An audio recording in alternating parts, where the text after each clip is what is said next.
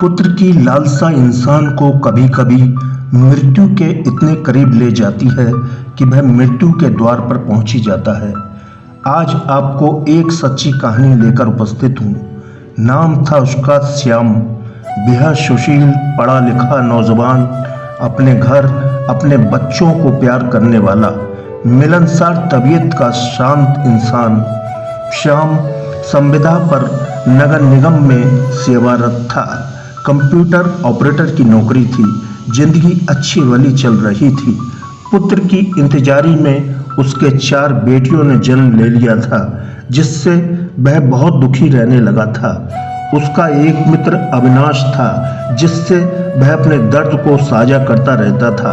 दोस्त भी क्या करता, उसे ढांढस बंधाता रहता था। इसी बीच श्याम के अंदर एक राक्षस ने जन्म ले लिया था।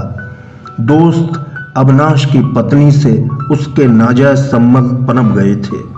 दोस्त की अनुपस्थिति में दोनों यौवन का आनंद लूटते रहते थे। श्याम चाहता था अविनाश की पत्नी से उसे पुत्र रत्न की प्राप्ति हो जाए।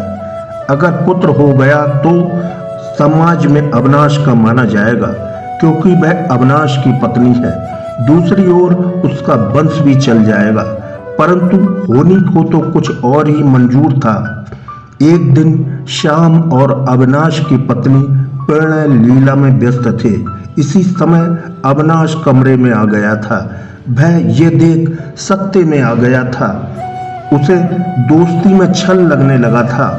उसने श्याम को काफी भला बुरा कहा था, जिससे श्याम भी गुस्से में आ गया था। परंतु गुस्से को पीकर वह घर से निकल गया था। इसी बीच नगर निगम की संविदा वाली नौकरी भी श्याम की समाप्त हो गई थी। अब वह दूसरी नौकरी की तलाश में घूमने लगा था। संयोग से उसे दूसरी नौकरी उसी शहर में मिल गई थी। जीवन फिर पटरी पर दौड़ने लगा था। परंतु पुत्र की लालसा उसे अंदर से खाई जा रही थी। वह दोस्त अविनाश की पत्नी से अपना पुत्र हर कीमत पर चाहता था। अविनाश की अनुपस्थिति में दोनों ने फिर मिलना शुरू कर दिया था। अविनाश की पहले से एक पुत्री भी थी, जो श्याम की बातों को अपने पिता से बता दिया करती थी, जिससे घर में टेंशन हो जाती थी। ये सारी बातें श्याम को मोबाइल से पता चलती रहती थी। श्याम अविनाश को ठिकाने लगाने की योजना पर काम करने लगा था, जिसमें अविनाश की पत्नी भागीदार बनी हुई थी। एक दिन श्याम और अविनाश की पत्नी ने प्लान बनाया था, जिसने आसमान को रोने को विवश कर दिया था। रात के अंधेरे में दोनों ने अविनाश की गला दबाकर हत्या कर दी थी। हत्या के बाद शव को छत से नीचे सड़क पर फेंककर शोर मचा दिया था कि अविनाश गिर गया है। ये सारा नजारा अविनाश की बेटी छुप कर देख रही थी।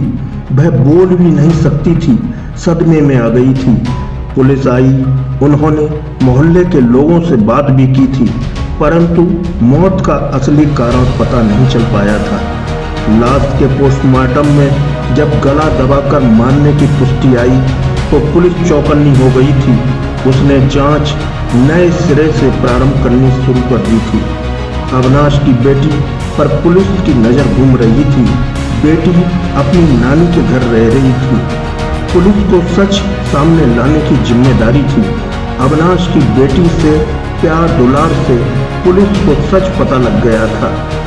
अविनाश की पत्नी और श्याम ने ही अविनाश की हत्या की थी। दोनों को कोर्ट में सजा मुकर्रर कर दी थी। काफी प्रयासों के बाद दोनों की जमानत भी हुई थी, पर अविनाश की पत्नी ने लोक शर्म के कारण आत्महत्या कर ली थी। श्याम भी अंदर से टूट गया था। उसकी एक गलती ने 2 हंसते खेलते परिवार तबाह कर दिए थे। जिसकी लालसा में उसने कदम उठाया था, वह भी उसे हासिल नहीं हुआ था। उसकी जिंदगी बद से और बदतर हो गई थी। उसके आगे मौत को गले लगाना ही बचा था। उसने भी एक दिन मौत को गले लगा लिया था। ऐसी मौतें समाज में गंभीर प्रश्न चिन्ह छोड़ जाती हैं। पुत्र की लालसा क्या ऐसी भी हो सकती है जिसमें मनुष्य अपना संतुलन खो दे।